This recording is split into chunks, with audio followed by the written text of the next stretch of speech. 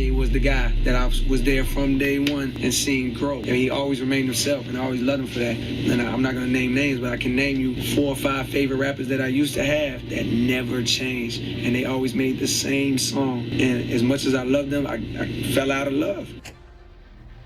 Imagine spending 8 years perfecting one album, sifting through hundreds of songs, following a roadmap you wrote in a notebook, all to say goodbye.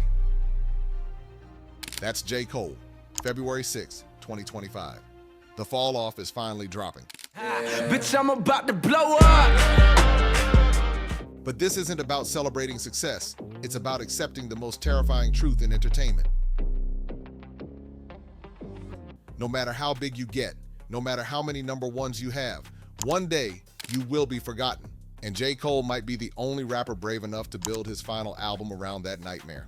This is the 8-year journey to hip-hop's most honest album, the roadmap Cole's been following religiously, and why The Fall Off could change how we think about legacy forever. Let me show you what he's really been building. Most rappers announce an album a few months before it drops. J. Cole has been planning this for 8 years, and he's been leaving breadcrumbs the entire time. It started with a track called 1985 from his album KOD.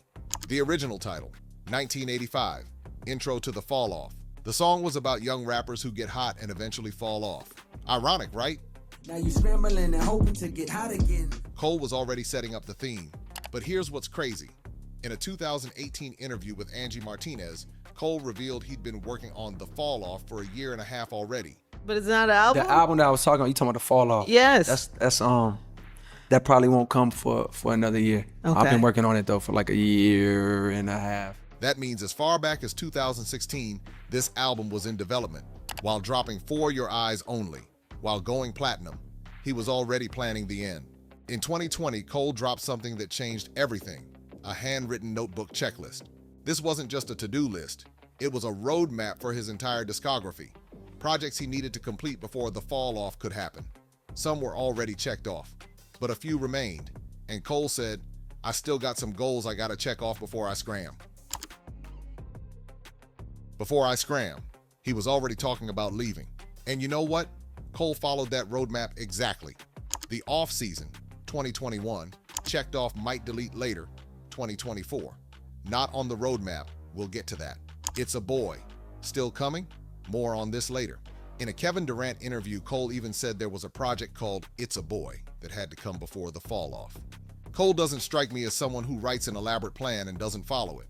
If It's a Boy is on the roadmap, I think we're getting it before February 6th. For 8 years, every interview, every feature, every album, Cole has been mentioning The Fall Off, building anticipation, dropping clues.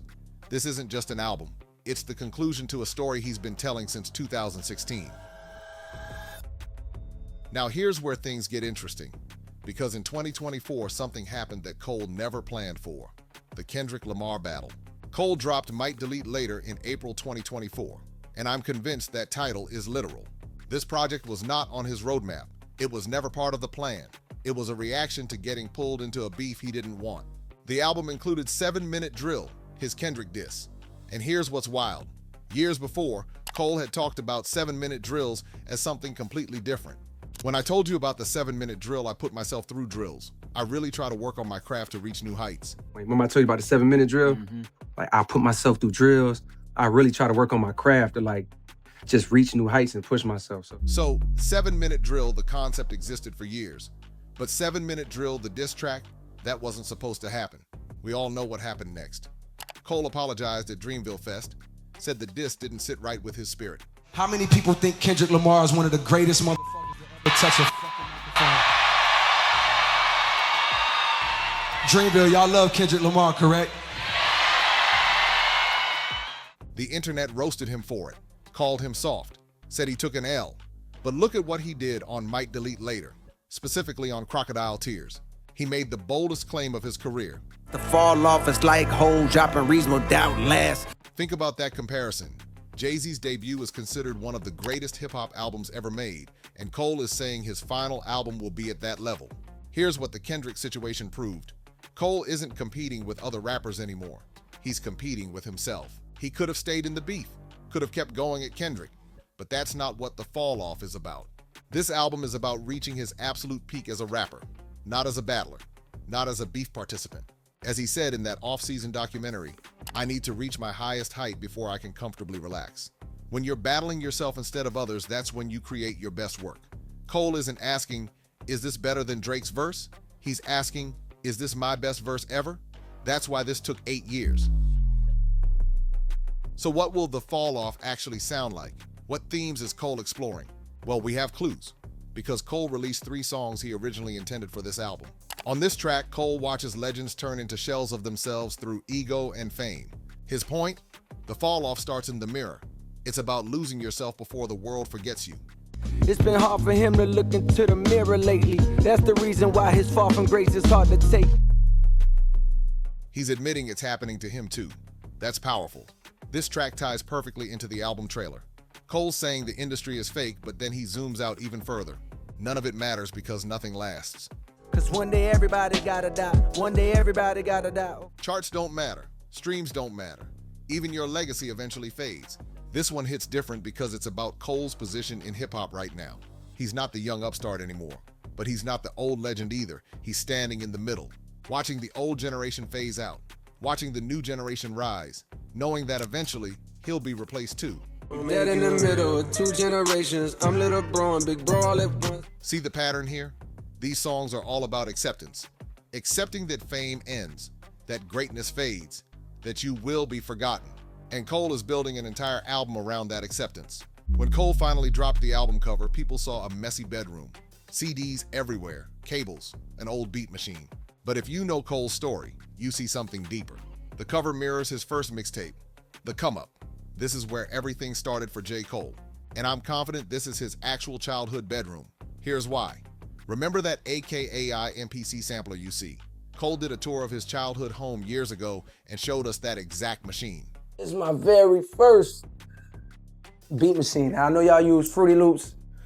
I'm on Logic. Some of y'all use Ableton. Nobody's using analog things anymore, but this was the first thing in like the year 2000. It's a sampler. It don't come with barely no sounds, and I had to figure out how to use this, and that's when I started making my own beats, writing my own songs. It all started on this machine right here. So The messy room, the cables, the CDs and floppy disks everywhere. Cole is saying, this is where I became me, and this is where I'm closing it all out. Because if that room didn't look like that, he wouldn't be here. There would be nothing to fall off from. He's literally returning to where it all began to say goodbye. That's cinema. Now we get to the trailer itself, and this is where Cole's philosophy fully reveals itself. The narration comes from a YouTuber named Dan Harumi. His video had 300 views when Cole's team found it. 300 views. And one of those views was J. Cole. Dan talks about how we say things like, And it's like, oh, this guy used to be famous and then he fell off. What happened? I put that video out on YouTube, and at the time, it had like 300 views. And one of those 300 views was J. Cole. So you never know. Cole is washing a $200,000 Lamborghini Urus. People see it as a flex, but it's not. The Lambo is a trophy, a symbol of everything he accomplished, and he's cleaning it like you'd clean an old trophy from high school, trying to make it shine again, trying to bring back what it used to mean. But you can't wash away time. You can't wash away the feeling that what once felt permanent is now just a moment people already replaced. Then we see Cole sitting in a diner, just a regular guy doing regular things. This is the point. One day the pen writes its last line, the lights go off, and you're just another person living a normal life. Cole's making us think about something we usually avoid. Remember old movies from the 1950s? The people on those covers were huge stars, but most of us don't even know their names. The creator of the floppy disk, Alan Shugart, invented something that changed the world, but most people have never heard of him, and his creation was replaced by CDs. Walk into an old barbershop playing music from the 1940s. Those songs were probably #1 hits. Those artists were probably massive stars, but you've never heard them in your life. One-hit wonders get forgotten fast. Artists with 100 #1s, it just takes a little longer. Either way, you will be forgotten. So what is the fall off really about? It's not about losing relevance. It's about choosing when you step out of the spotlight instead of being dragged out of it. Time erases charts. Trends move on. And Cole has been staring at this truth longer than most rappers ever could. He's not trying to stay hot forever. He's trying to say something meaningful before he leaves, to speak honestly while he's still heard and at his absolute best. In an industry obsessed with being remembered forever, Cole's acceptance of being forgotten might be the most revolutionary thing he's ever done. He's saying, I'm going to give you my best work. I'm going to leave on my terms, and I'm making peace with the fact that one day, none of this will matter. That's not defeat, that's wisdom. February 6th, we're not just getting an album. We're getting a final statement from an artist who competed with himself for 8 years to create something perfect before walking away. All right, here's what I need from you. Question 1. Do you think J. Cole is actually retiring after this? Or is this just the end of an era? Question 2. If you could only save one J. Cole album for future generations to hear, which one would it be and why? Drop your answers in the comments. I'm reading every single one because I want to know how y'all feel about this. And if you believe The Fall Off is about to be album of the year, hit that like button right now. Subscribe and hit the bell because when this album drops February 6th, I'm doing a full track-by-track breakdown within 24 hours. You don't want to miss that. And here's my bold prediction. J. Cole is about to prove he's the best technical rapper of his generation without beefing, without drama, just pure rapping. If you think I'm right, comment Fall Off below. If you think I'm wrong, comment what you think will actually happen. Thanks for watching. February 6th is going to change hip-hop. Let's witness it together. Peace.